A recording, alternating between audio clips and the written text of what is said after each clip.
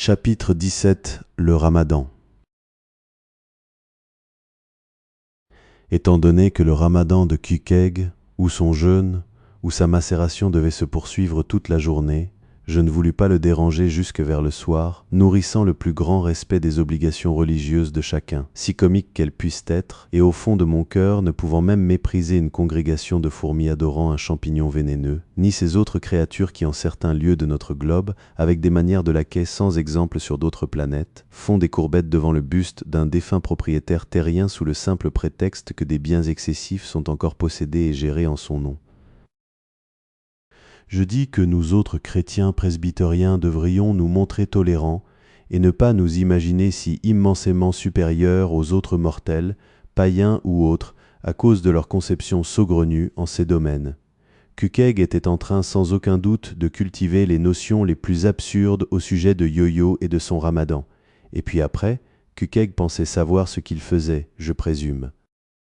Il paraissait heureux, laissons-le en paix. Tous les arguments que nous pourrions lui opposer seraient vains, laissons-le libre, dis-je. Et que Dieu ait pitié de nous tous, tant presbytériens que païens, car nous avons tous la tête lamentablement fêlée d'une façon ou d'une autre, et nous aurions besoin de réparation. Vers le soir, lorsque j'eus la certitude que ces rites et célébrations devaient être terminés, je montai à sa chambre et frappai à la porte. Pas de réponse. J'essayai de l'ouvrir, mais elle était fermée de l'intérieur. Küçük, soufflai-je par le trou de la serrure, silence absolu. Allons, Küçük, pourquoi ne répondez-vous pas? C'est moi, Ismaël, mais rien ne bougeait. Je commençais à être soucieux. Lui ayant accordé un laps de temps si long, je crus que peut-être il avait eu une attaque d'apoplexie. Je regardai par le trou de la serrure, mais la porte ouvrant dans un coin écarté de la chambre, le trou de la serrure n'offrait d'autre horizon qu'un angle sinistre, un fragment du pied du lit et un pan de mur, mais rien de plus. Pourtant, je fus surpris de voir, appuyé contre le mur, le manche de bois du harpon de Küçük que la patronne lui avait enlevé le soir précédent, avant que nous montions dans la chambre. C'est étrange, pensai-je, mais en tout cas du moment que le harpon est là et qu'il ne sort pour ainsi dire jamais sans lui, il doit être dans la chambre, sans erreur possible. Küçük, rien. Il avait dû se passer quelque chose. Apoplexie. J'essayai d'enfoncer la porte, mais elle résista avec opiniâtreté. Descendant en courant, je fis rapidement part de mes inquiétudes à la première personne que je rencontrai, la femme de chambre. « Oh là là !» cria-t-elle. Je pensais bien qu'il était arrivé quelque chose. Je suis monté pour faire le lit après le petit déjeuner et la porte était fermée à clé. On aurait entendu voler une mouche et rien n'a bougé depuis. Mais je me disais que, peut-être, vous étiez sortis tous les deux et que vous aviez fermé à cause de vos bagages. Oh là là, Mame, patronne, au meurtre, Madame Hussé, apoplexie. Poursuivant ses exclamations, elle courut vers la cuisine et moi sur ses talons. Madame Hussé apparut aussitôt, un pot de moutarde dans une main, une burette de vinaigre dans l'autre, arrachée à son occupation qui consistait à repourvoir les huiliers tout en grondant son petit domestique noir. « Le bûcher !» criai-je. « Où se trouve le bûcher ? Courez-y de grâce et ramenez quelque chose pour enfoncer la porte. La hache, il a eu une attaque, sa vie en dépend. » Et ce disant, je me précipitai en haut d'une manière désordonnée, les mains toujours vides, lorsque Madame Hussé s'interposa avec le pot de moutarde, la burette de vinaigre et son armature personnelle. « Qu'est-ce qu'il vous prend, jeune homme ? » « Allez chercher la hache. Pour l'amour de Dieu, que quelqu'un aille appeler un docteur pendant que j'enfoncerai la porte. »« Doucement, dit la patronne, posant promptement la burette de vinaigre, afin d'avoir une main libre. « Attendez un peu, vous parlez d'enfoncer mes portes ?» Et elle m'empoigna le bras. « Qu'est-ce qu'il vous prend ? Qu'est-ce qu'il vous prend, matelot ?» Aussi calmement et aussi succinctement que je le pus, je lui donnai à comprendre toute l'affaire. Collant machinalement la burette à vinaigre sous sa narine, elle médita un moment, puis s'écria « Non, je ne l'ai pas revu depuis que je l'ai posé là. » Elle se précipita vers un réduit sous l'escalier, y jeta un coup d'œil et me dit que le harpon de Küçük n'y était plus. Elle hurla. « Il s'est tué, v'là que ça recommence comme avec ce malheureux Stiggs. Encore un couvre-lit de perdu. Dieu ait pitié de sa pauvre mère. Ce sera la faillite de ma maison.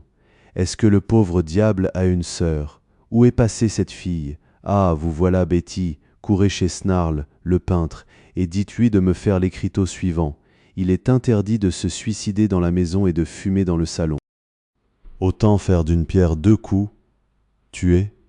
Le Seigneur prenne soin de son âme. Qu'est-ce que c'est que ce bruit? Vous, jeune homme, Bast. Se lançant à ma poursuite, elle m'attrapa au moment où j'essayais à nouveau d'enfoncer la porte. Je ne le permettrai pas. Je ne supporterai pas qu'on détériore les meubles. Allez chercher le serrurier. Il y en a un à une lieue d'ici environ. Mais Bast. Et plongeant la main dans sa poche, voilà une clé qui fera l'affaire. J'ai l'impression, voyons un peu. Sur ce, elle la tourna dans la serrure, mais hélas, Queequeg avait mis le verrou de sûreté. Il faut que je la fasse sauter, dis-je. En prenant dans le corridor le recul nécessaire pour avoir un bon élan, lorsque la patronne m'empoigna, jurant ses grands dieux que je ne démolirais pas ses locaux. Mais je m'arrachai à sa poigne et bondissant, je sautai droit dans le but de toutes mes forces.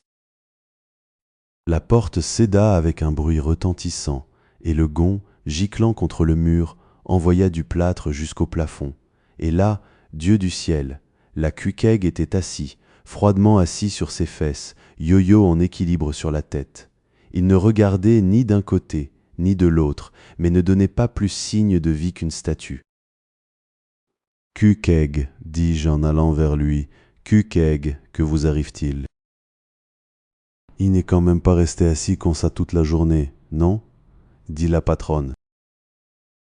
Malgré tout ce que nous pouvions dire, il fut impossible d'en tirer un mot. J'eus presque envie de le bousculer pour lui faire perdre cette position qui paraissait intolérable, tant elle semblait douloureuse et crispée de manière antinaturelle, d'autant plus que selon toute vraisemblance, il était resté ainsi assis tout droit pendant 8 ou 10 heures et sans prendre ses repas.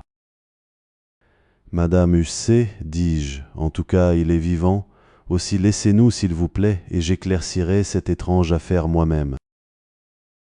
Fermant la porte sur la patronne, j'entrepris d'imposer à Queequeg de prendre une chaise, mais en vain.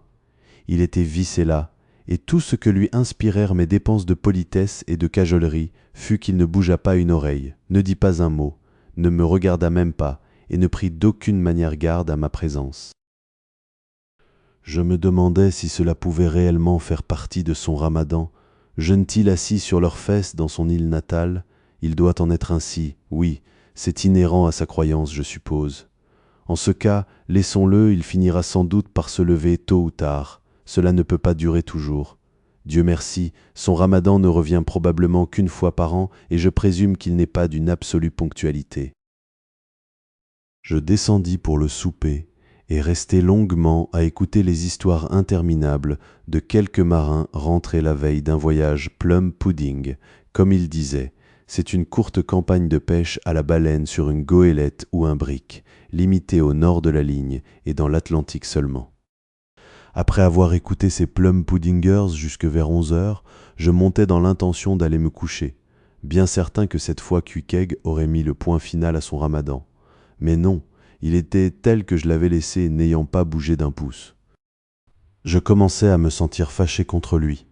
Cela semblait si intégralement dépourvu de sens et si démentiel de rester assis là tout le jour et la moitié de la nuit sur ses fesses dans une chambre glaciale à tenir un bout de bois sur la tête. Pour l'amour du ciel, Queequeg, levez-vous et secouez-vous. Allons debout et allez souper. Vous allez mourir de faim, vous allez vous détruire, Queequeg. Mais pas un mot de réponse. Désespérant de lui, je résolus dès lors de me mettre au lit et de dormir. Sans aucun doute, il me rejoindrait dans peu de temps. Mais avant de m'étendre, je pris ma lourde veste de laine et la lui posai sur les épaules, car la nuit s'annonçait très froide et il ne portait que son gilet. Pendant longtemps, j'eus beau faire, je ne pus trouver le sommeil. J'avais soufflé la chandelle, mais la seule pensée de Queequeg, assis à 4 pieds de moi, dans son inconfortable position, tout seul dans le froid et l'obscurité, cette pensée me rendait vraiment malheureux. Imaginez cela, dormir toute la nuit dans la même chambre qu'un païen bien éveillé, installé sur ses fesses, pour ce ramadan inexplicable et lugubre. Je finis pourtant par m'endormir, et je ne sus plus rien jusqu'à la pointe du jour, lorsque, me redressant, je vis Queequeg accroupi comme s'il était vissé au plancher. Mais dès que le premier rayon de soleil entra par la fenêtre, il se leva, les articulations raidies et grinçantes, mais le regard joyeux. Il vint jusqu'à moi en boitant, pressa son front contre le mien, et m'annonça que son ramadan était terminé. Je l'ai déjà dit, je n'ai d'objection contre la religion de personne, qu'elle soit ce qu'on voudra, pour autant qu'elle ne tue ni n'insulte un autre, sous le prétexte que sa conviction diffère. Mais quand la religion d'un homme devient vraiment forcenée, quand elle lui est une véritable torture et fait enfin de ce monde une mauvaise auberge, alors je crois qu'il est grand temps de prendre cet individu à part et de débattre la question avec lui. C'est ce que je fis alors avec Queequeg. Queequeg, dis-je, mettez-vous au lit, à présent, étendez-vous et écoutez-moi. Je commençai mon discours à partir de la naissance et du progrès des religions primitives pour en arriver aux différentes religions des temps présents, m'évertuant en cours de route de démontrer à Queequeg que tous ses carèmes, ses ramadans, ses accroupissements sur les fesses dans le froid et dans des chambres lugubres étaient une pure sottise, que c'était mauvais pour la santé, inutile pour l'âme, bref contraire à toutes les lois évidentes de l'hygiène et du bon sens. Je lui dis également qu'étant donné qu'il se trouvait être, dans tant de domaines, un sauvage plein de raison et de sagesse, cela me peinait affreusement, de le voir à présent si déplorablement absurde avec son ridicule ramadan. D'autre part, je mis l'accent sur le fait que le jeûne mène le corps à l'effondrement et provoque dès lors l'effondrement de l'esprit, et que toutes les pensées nées en période de jeûne ne peuvent être que des pensées faméliques. C'est pour cette raison que la plupart des dévots dyspeptiques entretiennent des idées si mélancoliques sur l'au-delà. En un mot, Queequeg, et j'étais quelque peu hors du sujet, la notion de l'enfer est née d'une indigestion de chaussons aux pommes et s'est propagée depuis lors à cause de toutes les dyspepsies héréditaires engendrées par les ramadans. Je demandai ensuite à Queequeg s'il n'avait jamais lui-même été incommodé par la dyspepsie, lui posant ma question de manière très imagée, afin qu'il pût la comprendre parfaitement. Il répondit que non, sauf une fois dans une circonstance mémorable. C'était lors d'une fête donnée par le roi, son père en l'honneur d'une grande victoire au cours de laquelle 50 ennemis avaient été tués, vers 2 heures environ de l'après-midi, rôtis et mangés le même soir. « N'en dites pas davantage, Queequeg, dis-je en frissonnant, cela suffira. » Je pouvais en effet tirer mes déductions sans qu'il fût besoin d'insister. J'avais rencontré un marin ayant visité cette même île, et il m'avait raconté qu'à l'issue victorieuse d'une grande bataille, la coutume voulait que tous les morts, se trouvant dans la cour ou le jardin du vainqueur, fussent rôtis tout entiers. Ensuite de quoi, on les disposait un par un, sur de grandes planches à hacher, on les garnissait comme un pilaf avec des fruits de l'arbre à pain et des noix de coco. On leur mettait du persil dans la bouche et le vainqueur les distribuait en cadeau à tous ses amis, avec ses meilleurs compliments, comme autant de dindes de Noël. Tout compte fait, je ne crois pas que mes réflexions métaphysiques firent grande impression à Queequeg, parce que d'une part cette grave question semblait l'ennuyer, et qu'il paraissait en avoir assez de ce sujet, sauf à le considérer de son propre point de vue, et parce que d'autre part, il n'avait pas compris le tiers de ce que je lui avais dit bien que j'eusse exprimé mes idées aussi simplement que possible, parce que, enfin, il était bien sûr d'en savoir plus long que moi sur la vraie religion. Il me regardait avec une inquiétude et une compassion condescendantes, comme s'il pensait qu'il était fort dommage qu'un jeune homme aussi intelligent fût perdu sans espoir pour la cause de l'évangile païen. Enfin, nous nous levâmes et nous nous habillâmes. Queequeg fit un petit déjeuner si prodigieusement copieux de soupe de poisson de toute espèce que la patronne ne tira pas grand profit de son ramadan. Puis nous sortîmes faire un tour à bord du Pequod, flânant et nous curant les dents avec des arêtes de flétan. Chapitre 18. Sa marque.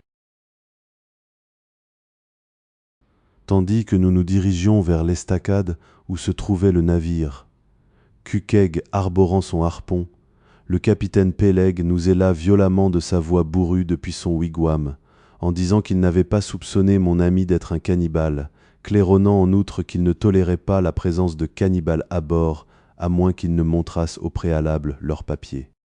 « Qu'entendez-vous par là, capitaine Peleg » demandai-je en sautant par-dessus la rambarde, laissant mon camarade debout sur le quai.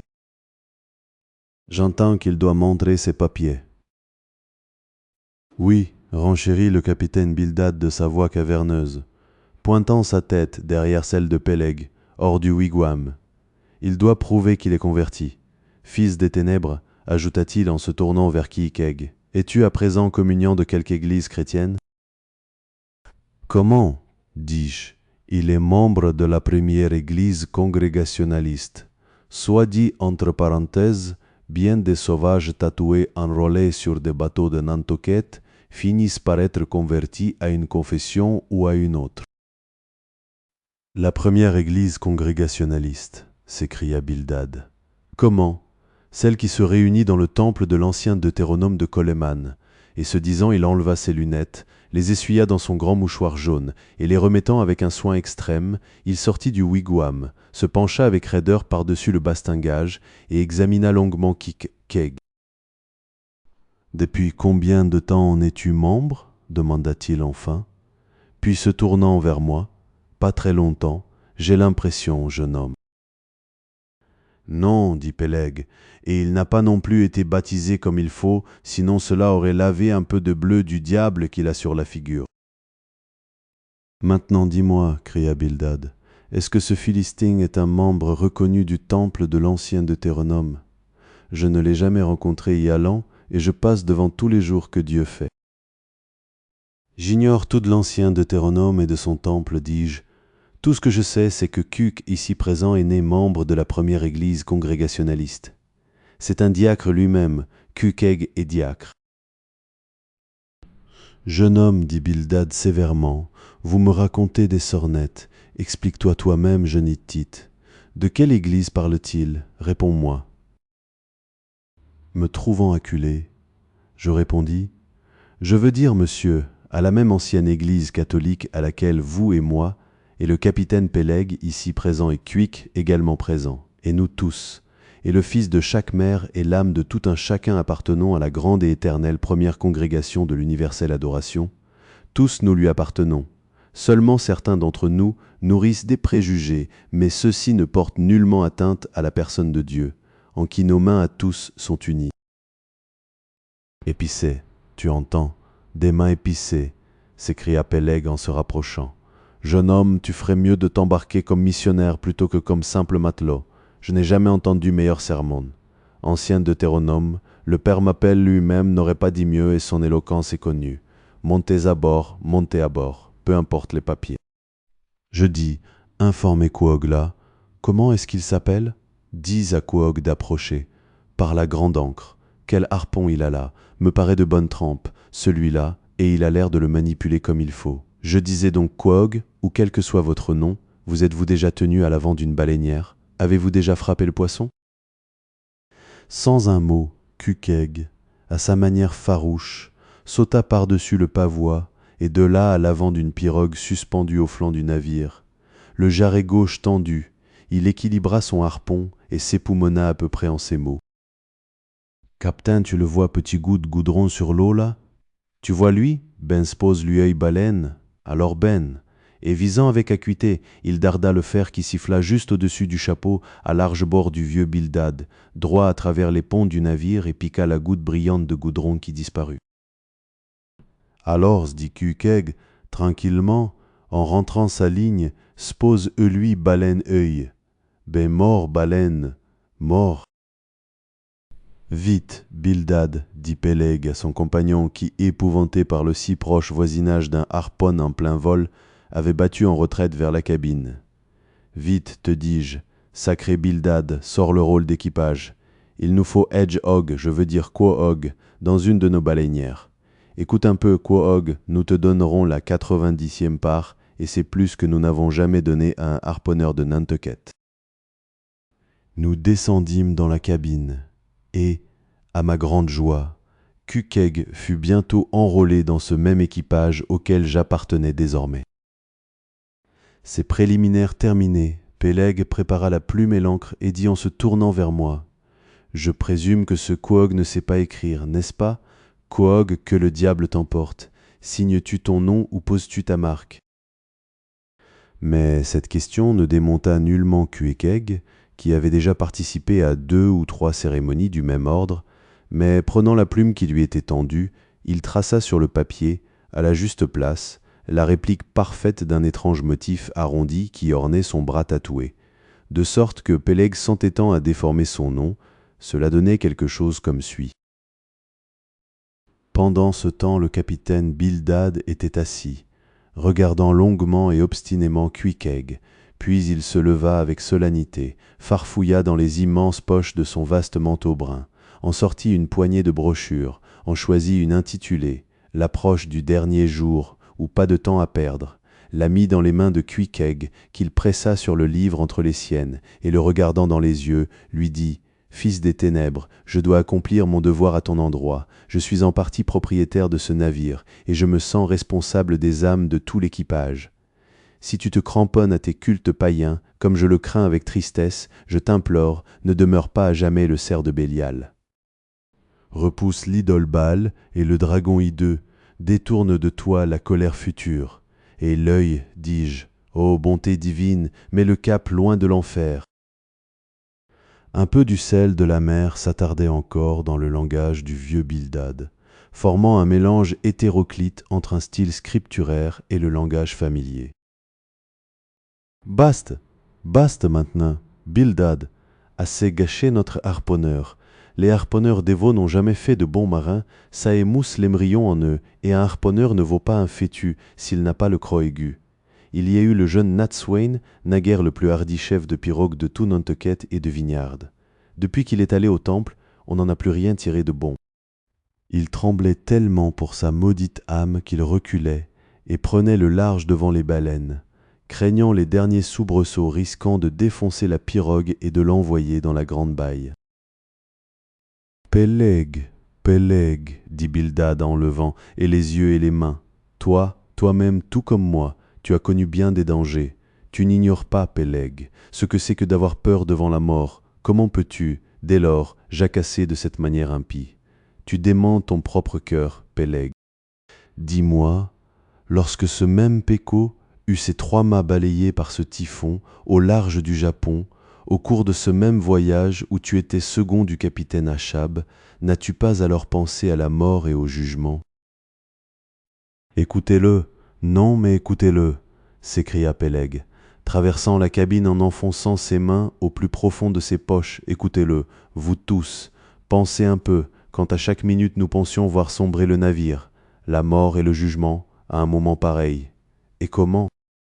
Avec les 3 mâts qui faisaient un bruit incessant de tonnerre contre les membrures, et toutes les vagues de la mer qui nous passaient par-dessus à l'avant et à l'arrière.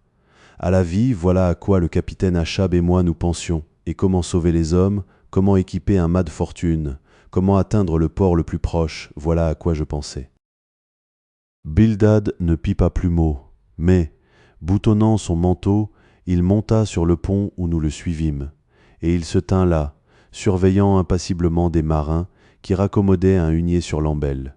De temps en temps, il se baissait pour ramasser une pièce de toile ou un bout de fil à voile goudronné, qui sans cela aurait risqué d'être gaspillé.